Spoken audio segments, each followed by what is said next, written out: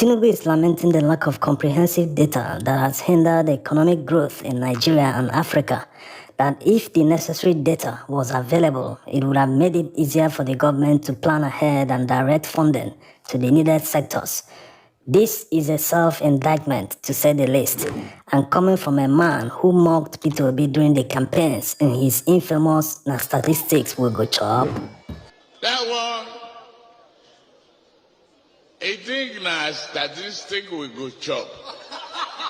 And if you are new to this channel, hit on the subscription button to subscribe so you don't miss any new updates. And give a like to this video, add on the comments section what you think. So he doesn't believe in the use of data to solve problems. But data doesn't lie. It is by using data that you can solve problems and see immediate results. It is by using data that you will see your weaknesses and your strengths so that you can invest wisely and get immediate results. Because they are just throwing money around, doing nothing, thinking that yes, we have won. We don't owe anybody anything. We can just do as we want. No direction. All the policies are just trial and error. It is very obvious they don't believe in data, because if they did, the two budgets they've prepared so far wouldn't be a mess. Spending billions of naira on frivolities when millions of Nigerians don't know where their next meal is coming from, it shows they don't have their priorities right. Even without data, it's not justifiable to spend billions of naira in an office that doesn't exist, that is not recognized by the Constitution. How can they justify spending billions buying cars for the First Lady? How can they justify the billions that the National Assembly members spent on cars alone? So they don't have their priorities right. And another example in the new budget is the Minister of Arts and Culture, who is planning to build another national museum in Abuja. How much is their annual revenue from the National Museum in Lagos? Why is it a priority project for the government at this time when more than 100 million Nigerians are living in multidimensional poverty? Who invests money where he will not make at least a substantial return? Why are they wasting public money on things that don't add any value to the economy? Who goes to National Museum in Nigeria? If they want to invest in tourism, they need to first of all invest in sectors that drive tourism. There must be good roads in Nigeria for tourism to thrive. There must be good hotels. There must be 24 hours electricity. There must be many things that drive tourism. There must be clean streets, not dusty streets that deface buildings.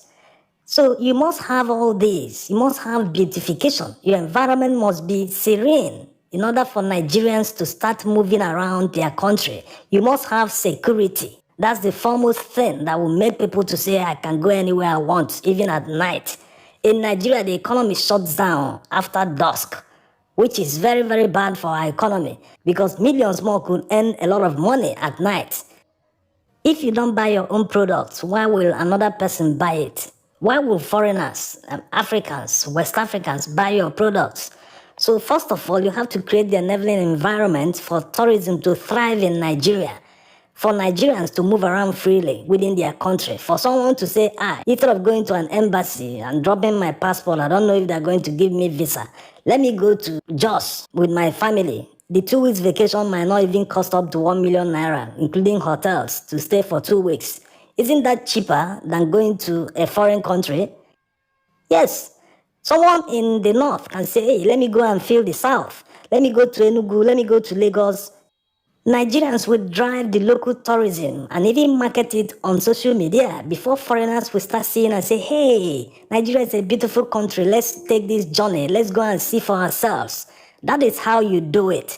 You don't waste money building a new national museum in Abuja when the one in Lagos is not optimum, is not earning enough money. It might need a renovation to attract more people. Who is even going there in the first place when you don't teach history in schools? What are they going to see?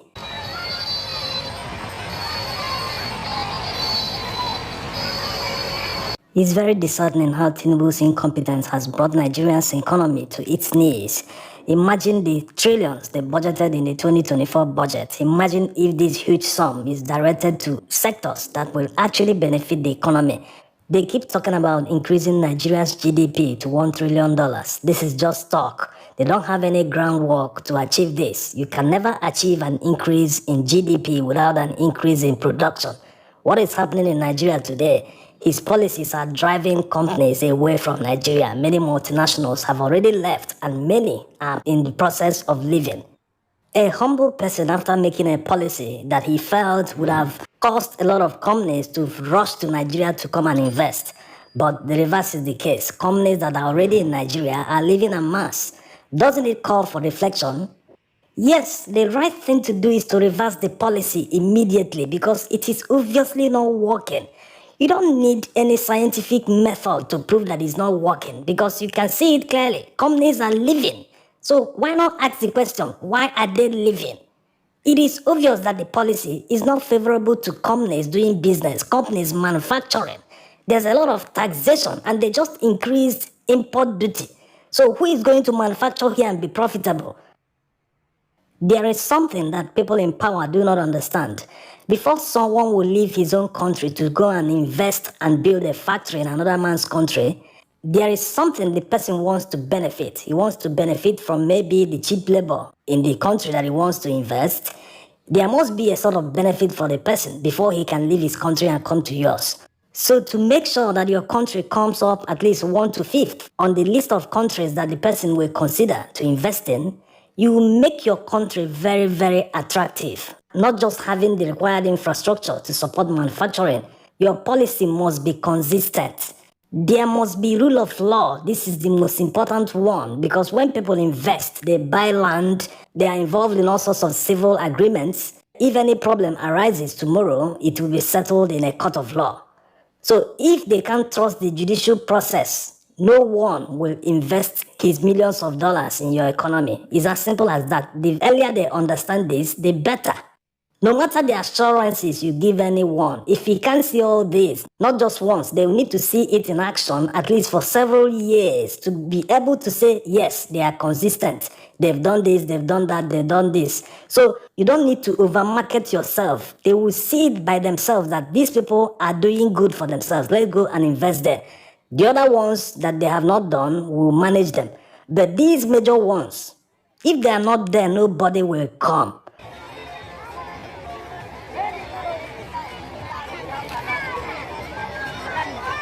How do you achieve a $1 trillion economy if there is no production?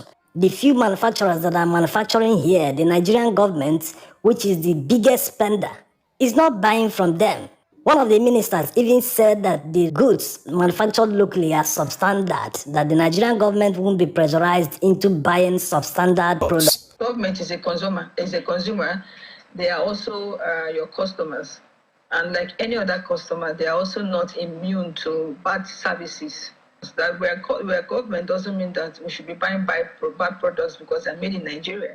If you don't buy a Nigerian-made product, why will a foreigner buy it? If you're busy increasing the GDP of other countries by buying their goods worth millions of dollars, making sure that the companies manufacturing these products abroad maintain their workers, even to the extent that they will employ more workers because they know that you will continue buying from them. So if you are busy supporting other countries and you don't support your own, how will you achieve an increase in GDP? Even at the current climate that the investment in Nigeria is very poor, why not make sure that 100% of the procurement in the 2024 budget will be spent in Nigeria? If they do this alone, it will increase the GDP by a bit because all the companies manufacturing, that assurance alone that these orders must be fulfilled this year will make them expand their production and employ more people. That's how it's supposed to be. The government must support Nigerian companies. They must buy their products. They must even give them advances like, we will need this in 2 years' time. Take this money now. And they need to work on their raw materials, how they source them, what type of materials are they, how to set up a company that will service all the manufacturers that require this same material. That is how to expand the economy. If you see people manufacturing a particular product and you see that there are many, you have to work on setting up a company that will supply them those raw materials. The construction industry, for instance, you have to make sure that all their materials are manufactured in Nigeria. that no one will have any cost to use imported materials to construct a building in Nigeria when these are very simple to manufacture. The reason these politicians are not looking inwards is because they do not believe in Nigeria. Most of them have homes abroad. They always run to a foreign hospital to treat ordinary headaches. So they do not believe in Nigeria, they are not patriotic. They're always looking for a foreign solution. Thanks for watching.